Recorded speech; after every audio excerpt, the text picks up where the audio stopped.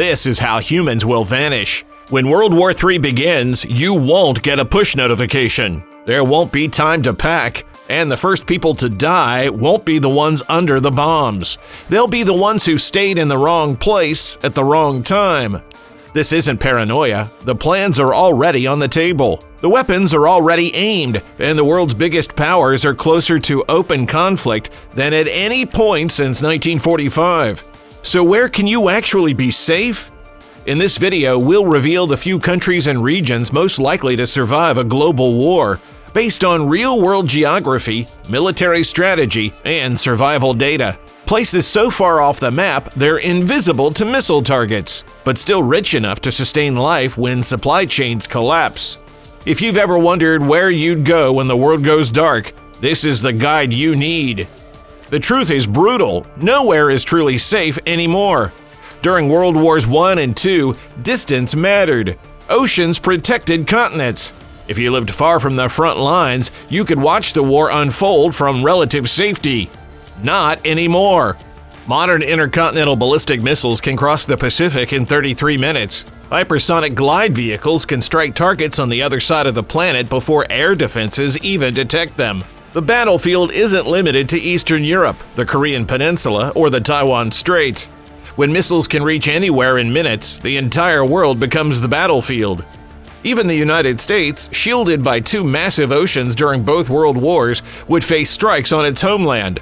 America's advanced air defenses might stop some missiles, but thousands launched simultaneously? Some would get through. So if distance alone won't save you, what will? According to military strategists and survival experts, 4 conditions determine whether a location can offer genuine safety in World War III. First, political neutrality. You need to be in a place that isn't deeply involved in the geopolitical rivalries igniting the conflict. The less your country matters to the warring powers, the better. Second, low strategic value. No major military bases, no critical industries, no resources anyone desperately needs for their war machine. If there's nothing worth bombing, you won't get bombed. Third, geographic isolation. Distance still helps, just not as much as it used to. The farther you are from likely battlefronts, the lower your chances of getting caught in collateral damage. And fourth, self-sufficiency. When global trade collapses, and it will, you need to be somewhere that can feed and power itself without imports. Local food production, fresh water, and energy independence aren't luxuries. They're survival. These 4 criteria narrow the list dramatically, but they don't eliminate all options.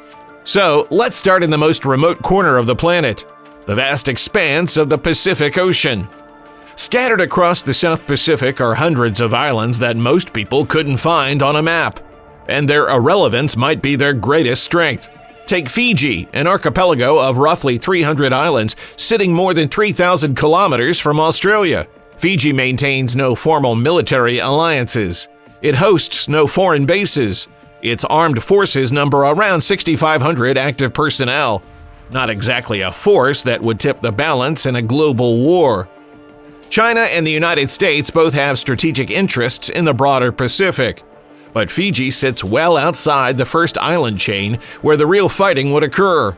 It lacks oil, rare earth minerals, or any resources that would make it a target. Its irrelevance is its shield. And if supply chains collapse, Fiji's surrounding waters teem with fish. Tropical agriculture provides coconuts, cassava, and taro. With a population of roughly 940,000 spread across 300 islands, finding a secluded spot to ride out the war wouldn't be difficult. You'd miss coffee and gasoline, but you wouldn't starve. If Fiji sounds too crowded, consider Tuvalu, one of the world's smallest nations, with only 11,000 people living on scattered coral atolls about 1,100 kilometers north of Fiji. Tuvalu has no military whatsoever. Its most provocative foreign policy stance is recognizing Taiwan instead of Beijing, which annoys China but hardly justifies wasting a missile on a speck in the ocean. Tuvalu's biggest threat isn't World War III, it's rising sea levels from climate change. If you can accept the isolation, and it is extreme isolation, Tuvalu offers something rare: complete strategic irrelevance. no great power cares enough about Tuvalu to target it, because destroying Tuvalu accomplishes nothing. But not every Pacific island offers safety. Guam hosts one of America's largest military bases in the region, an obvious target. The Solomon Islands, Palau, and Kiribati have all attracted attention from competing superpowers in recent years, making them potential flashpoints.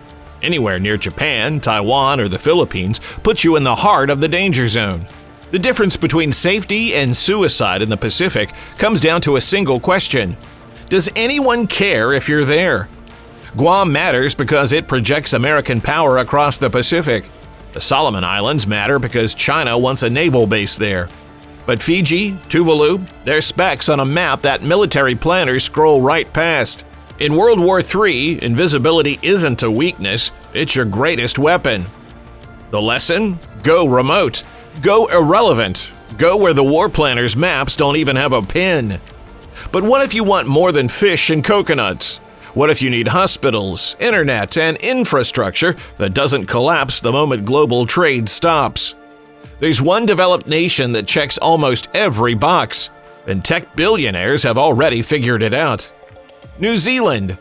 Sitting more than 2,000 kilometers southeast of Australia, New Zealand is one of the most geographically isolated, developed countries on Earth. It's not part of NATO, it has no U.S. military bases, and while it maintains intelligence ties with Western powers through the Five Eyes network, New Zealand has spent decades walking a diplomatic tightrope between the United States and China, its largest trading partner. Would New Zealand get drawn into World War III? Possibly, but would anyone want missiles on Auckland or Wellington when far more critical targets exist in the Northern Hemisphere? Unlikely. Here's what makes New Zealand exceptional: it can sustain itself. According to Statistics New Zealand, as of 2024, the country had 23.6 million sheep for a population of 5.3 million people, roughly 4.5 sheep per person. That ratio has been declining for decades, but it still represents an enormous reserve of wool, meat, and milk if global supply chains collapse. Think about what that means in practical terms. If you're in New Zealand when supply chains collapse, you have access to 23.6 million walking sources of warmth, protein, and materials. Every sheep produces about 4 to 5.5 kilograms of wool annually, enough to knit sweaters, blankets, insulation. The meat provides protein. The milk can be turned into cheese that stores for months. This isn't just a quirky statistic about a rural country. It's a survival advantage most developed nations abandoned decades ago when they industrialized. New Zealand is self-sufficient in food production. It exports dairy, lamb, and wine to the world. If those export markets vanish, Kiwi simply eats what they would have sold. The country also generates much of its electricity from renewable sources: hydropower, geothermal, and wind. Even without oil imports, the lights would stay on. And if you need to disappear, about 30% of New Zealand's land is protected wilderness. The Southern Alps offer remote mountain valleys where you could live off-grid for years. Finding a hideout wouldn't be the problem. Getting there before commercial air travel shuts down would be. New Zealand isn't risk-free. Its Five Eyes membership and financial support for Ukraine mean it leans toward the Western Alliance. There's a small chance it could become a target if someone wanted to make a symbolic strike or deny it as a refuge. But compared to Seoul, London, or New York, New Zealand might as well be on another planet. So what if you're on the other side of the world when the war starts? What if you're in Europe or North America and crossing the Pacific isn't an option? There's a volcanic island in the North Atlantic that could serve as your lifeboat, if you can tolerate the cold. Iceland. On paper, Iceland looks like a terrible choice. It's a NATO member, which technically means it would be at war if World War III pits NATO against Russia and China. It also hosts Keflavik Air Station, a U.S. Navy facility that has deployed B-2 bombers in recent years and would likely host the new B-21 stealth bomber if needed. Keflavik sits on the Reykjanes Peninsula in southwestern Iceland, and yes, it would be a tempting target for Russian missiles. But here's what most people miss. Iceland has no standing military. Zero. Its entire defense consists of a coast guard and NATO's promise of protection. Outside of Keflavik, there's nothing in Iceland worth bombing. The country has no naval fleet, no missile silos, no massive population centers. The entire nation has only about 400,000 people. And Iceland possesses something most countries desperately lack: complete energy independence. According to data from 2024 and 2025, nearly 100% of Iceland's electricity comes from renewable sources. Approximately 71% from hydropower and 29% from geothermal. But electricity is just the beginning. Roughly 90% of Icelandic homes are heated by geothermal hot water piped directly from underground volcanic reservoirs. Let that sink in. Even if the power grid fails, most Icelandic homes will stay warm. Geothermal heat isn't dependent on fossil fuels, imports, or anything that could be disrupted by war. It's just the Earth's heat, channeled through pipes. In the middle of winter in the North Atlantic, that's the difference between life and death. Food might seem like a challenge. Iceland's growing season is short, and not much thrives in subarctic conditions. But Iceland has survived for centuries on fishing, and today its fishing industry remains robust. The North Atlantic waters surrounding Iceland are rich with cod, haddock, and other species. You might not have fresh vegetables year-round, but you won't lack protein. In fact, research published in Nature Food found that Iceland would see no population loss from famine even in an extreme nuclear winter scenario, thanks to its fishing industry and food reserves. Few places on Earth can make that claim. The risks are real. If Russia launches nuclear strikes on Britain or continental Europe, radioactive fallout could drift over Iceland on prevailing winds. That's a serious concern, but compared to being in Europe when the bombs fall, you'll take that fallout risk. If you're headed to Iceland, stay away from Keflavik. Go north, near the Arctic Circle, where strategic considerations fade into irrelevance. Learn to fish, stock up on warm clothes, and pray the war stays conventional. Still too close to the action? There's one more option in the North Atlantic, a place so remote and inhospitable that it's essentially beyond the reach of modern warfare. Greenland. Greenland is the world's largest island, a vast expanse of ice and tundra owned by Denmark. It's technically part of NATO through Denmark, but in practical terms, Greenland has almost no military presence. About 56,000 people live there, mostly Inuit communities scattered along the coast. There are no roads connecting Greenland's towns. Travel between settlements requires boats or planes. The only military installation of note is Thule Air Base in the far northwest, a U.S. radar and refueling site. Russia might launch a missile at Thule to blind American early warning systems, but Thule is thousands of kilometers from Greenland's other settlements. If you're on the east coast or deep in the interior, you wouldn't even know it was a hit. Greenland's lack of infrastructure makes it a terrible place to wage war. No army is marching across Greenland's ice sheet. No navy is establishing a foothold on its frozen shores. The environment itself is the best defense. Survival in Greenland demands skills most people don't have. You need to learn from the Inuit how to hunt seals, fish in Arctic waters, and endure months of darkness and brutal cold. But if you can adapt, you'd be utterly beyond the reach of World War III. No one is wasting missiles on empty tundra. For those who can't cross an ocean before the missiles fly, there's an entire continent that most people forget when planning for global catastrophe. South America. Historically, South America has sat out the world's great conflicts. No South American nation is part of NATO. None possesses nuclear weapons. The continent has no inherent stake in a war between the United States, Russia, and China.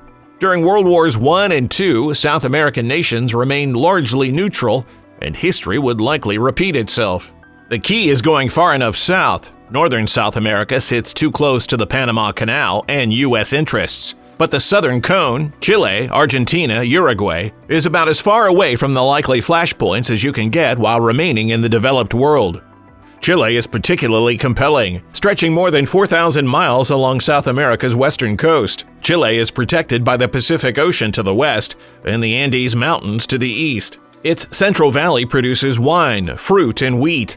Its coastline provides abundant seafood, and while Chile still imports a significant portion of its energy, about 71% according to 2022 data, The country has been rapidly expanding solar, wind, and hydroelectric capacity. Expect blackouts if global oil trade collapses, but Chile wouldn't descend into chaos.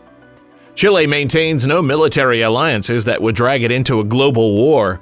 It has no U.S. bases, no Russian bases, no reason to be on anyone's target list. And if things deteriorate, the Andes provide a natural refuge with countless remote valleys where you could disappear.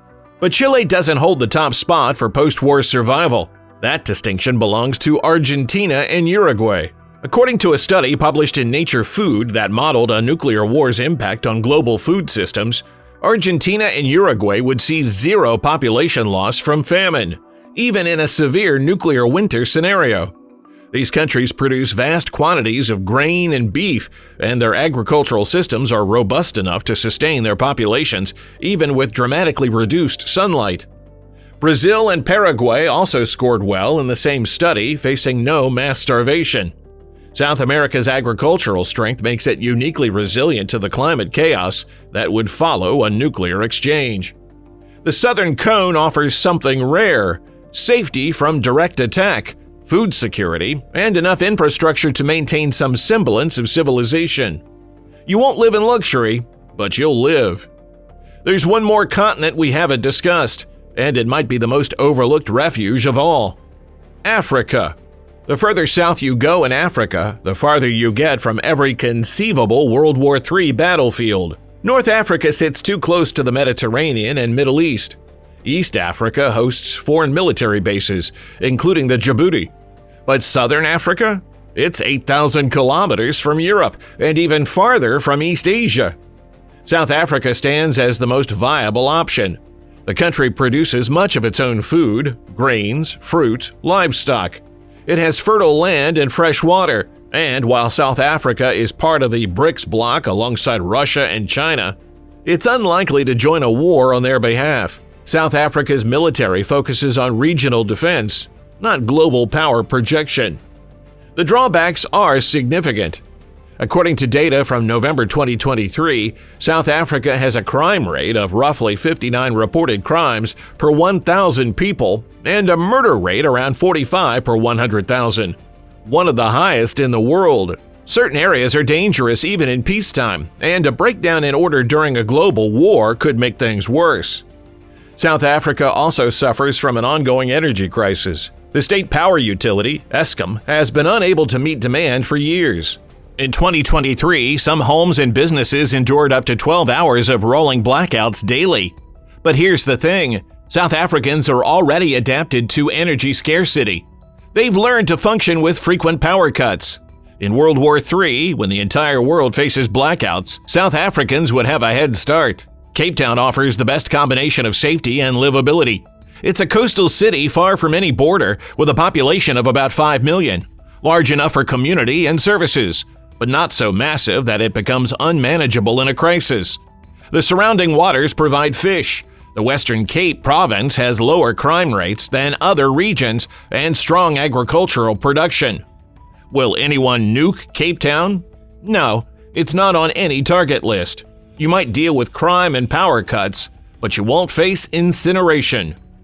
For maximum safety, consider Botswana or Namibia, both peaceful, sparsely populated nations where you could truly disappear. Botswana is one of Africa's most stable democracies with low rule crime. Namibia has vast deserts and a tiny population. Neither matters to any great power's war plans.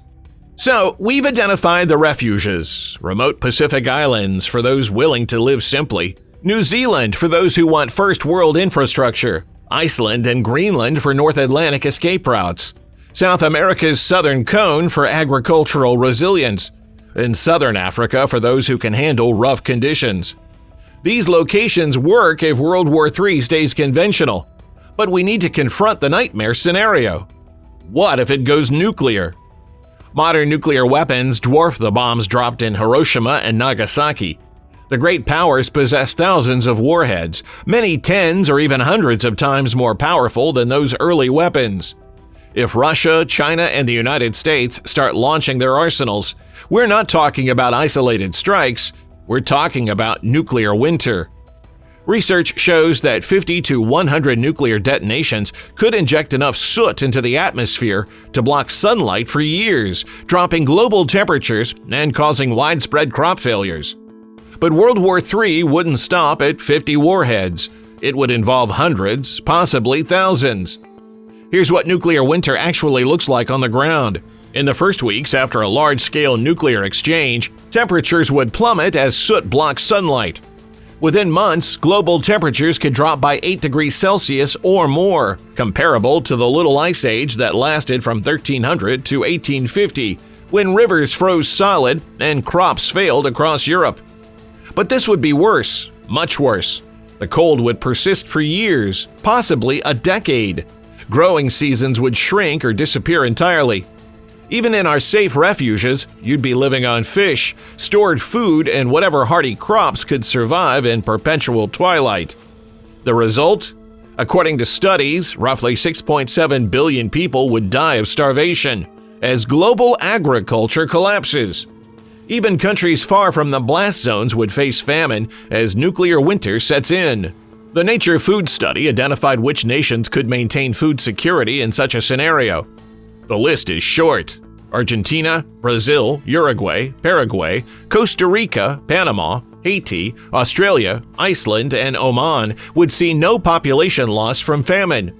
These countries have sufficient local food production, particularly fisheries and resilient crops, to sustain their populations even with reduced sunlight.